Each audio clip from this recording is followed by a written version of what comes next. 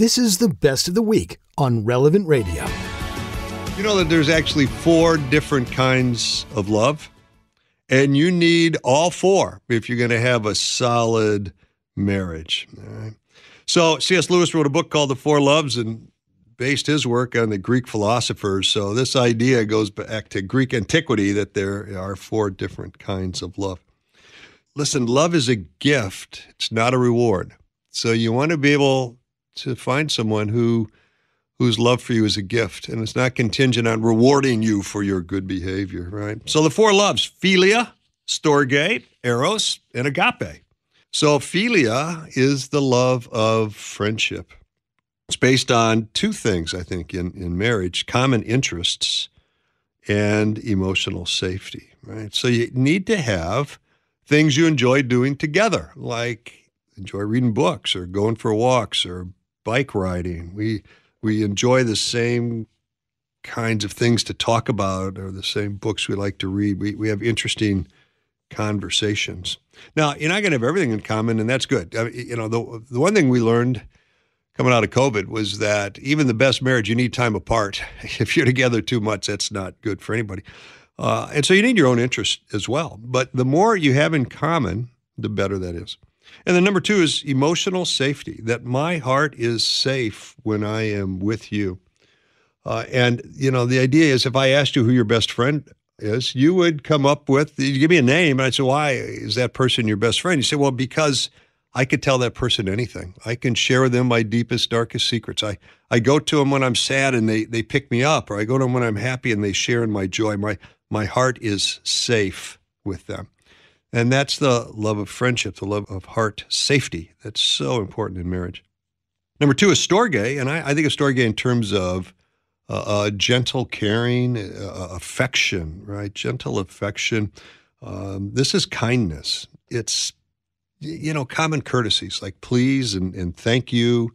It's opening car doors. It's going out of your way to do little things. And one of my favorite quotes from John Gottman is, the little things in a marriage are really big.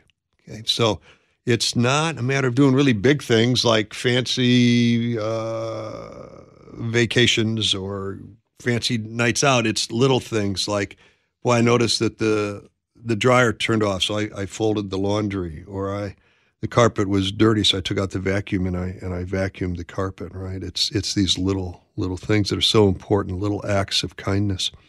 And then Eros is, emotional love. It's what we think of when we think of infatuation.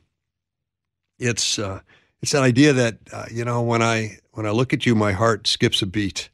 I kind of lose my breath when you walk into the room, right? It's this desire for physical connection. Really important, infatuation and Eros love, and certainly physical love, physical intimacy between husband and wife is a really critical thing. So, but in the dating game, it's important to, ask the question, is there physical desire here? Do I find the person physically attractive, and do I want to unite with this person at some point to bring new children into the world? And would I love to have this person be, the father or the mother of my children?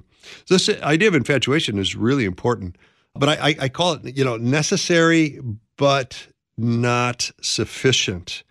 You need more than that, but a lot of times people, they fall deeply into this infatuation love, and they think, wow, this is a great love, and we must really love each other because we're so infatuated. The reality is infatuation only lasts about 6 to 9 months, because you can't live at that level of emotional, stimulation for long. And so it's important to attract the couple initially, and you need to have it.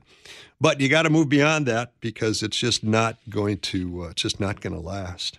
And then last is agape, which I think is the most difficult of the 4 loves. And I think this is the idea of sacrificial love. I put the we ahead of the me. I subordinate me in favor of what's best for us. It's unconditional. It's this idea that I love you unconditionally. It's not It's not based on how well you treat me. It's not based on whether or not you make me laugh or if you're kind to me. This is the love you pledge on your wedding day. It's unconditional love. Now, this is the hardest because as mere humans, our love tends to be very conditional. I love you when you're nice to me, and I don't love you all that much if you're not nice to me. I love you when you make me laugh, but if you say something that makes me angry, or if you're not thoughtful, or you're not that kind, or the friendship isn't that great, I may not love you quite as much. But Jesus, is our role model for what agape love is all about. Pope Benedict wrote a lot about agape love in his encyclical Spe Salvi. And there he said, in the end, even the yes to love is a source of suffering, because love always requires expropriations of my I, in which I allow myself to be pruned and wounded. Love simply cannot exist without this painful renunciation of myself, for otherwise it becomes pure selfishness and thereby ceases to be love. So this renunciation of self, this willingness to suffer for the other person, really an important part of marriage and a really important part of what it takes to stick it out through 40 or 50 or 60 years of married life. I think women, my observation, generally do a better job of suffering than men do. They come by it naturally. I think part of it is the suffering that they go through to bring new life into the world. But women tend to have more of an orientation towards taking care of other people and putting themselves last and being there to help other people. Men tend to be a little more selfish. Men tend to struggle with this idea of sacrificing myself for the good of my wife, sacrificing my needs for the good of my family, putting them first and me second. If there is even time to get to me, I don't even think about my needs, my desires, my wants. I think about what my family needs, what my wife needs, and that's what I do. That's how I orient my life. There's 4 characteristics of agape love that I think is really important. And the first is permanency.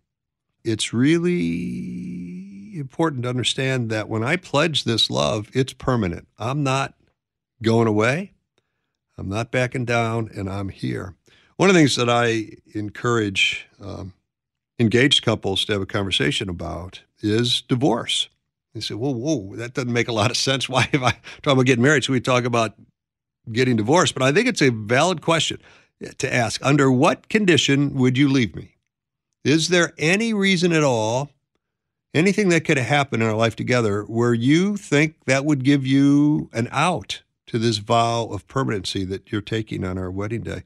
Anything at all that would cause you to walk away? Like, an affair, would that cause you to walk away? Or, what if I lost $50,000 at the casino some weekend? Would that cause you to walk away? I brought us into financial, or what if I'm just never able to make enough money to support us and you have to keep working? Would that cause you to want to end this marriage? Or what if someday you just wake up and you say, hey, I'm just not happy with you. And I married you. I thought you'd make me happy. I'm not happy. And so I think I can walk away and go find someone who will make me happy. And ultimately, I think a lot of marriages end because of that. I'm just not happy with you anymore, and life is too short, and I've got a right to be happy. You're not making me happy, and I'm walking away. So I encourage engaged couples to have that conversation about divorce. And is there a reason, anything at all, that would cause you to walk away from me? It's a good conversation to have ahead of time, to be sure. So permanent. And then next of it is exclusive, right? One spouse, one man, one woman till death, right? And so this person you're dating, do they know how to prioritize you ahead of everything and everyone else? Are you the priority in their life? Okay, because in marriage, they need to be able to do that.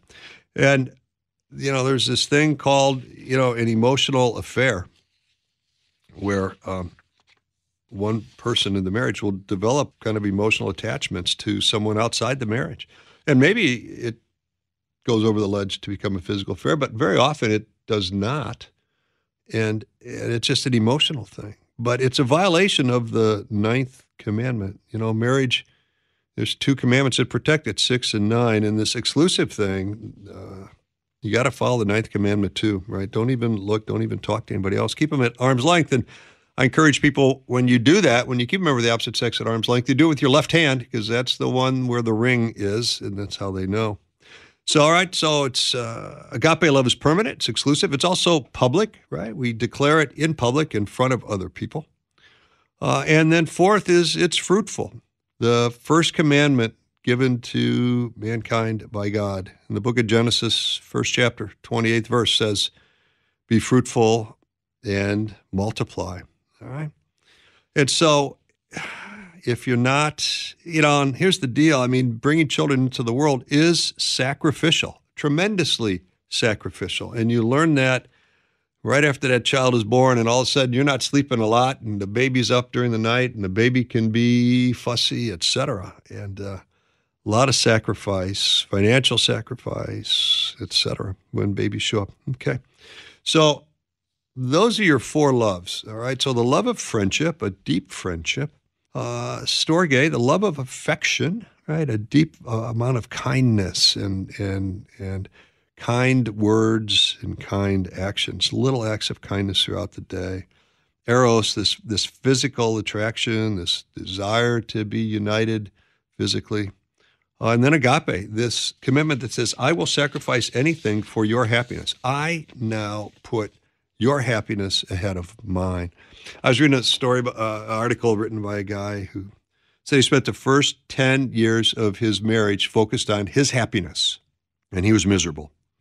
Spent the second 10 years of his marriage focused on making his wife happy, and he became very happy. This entire episode of Marriage Unhindered is on the updated Relevant Radio app. The Relevant Radio app is completely free and updated daily with fresh articles, podcasts, and prayers.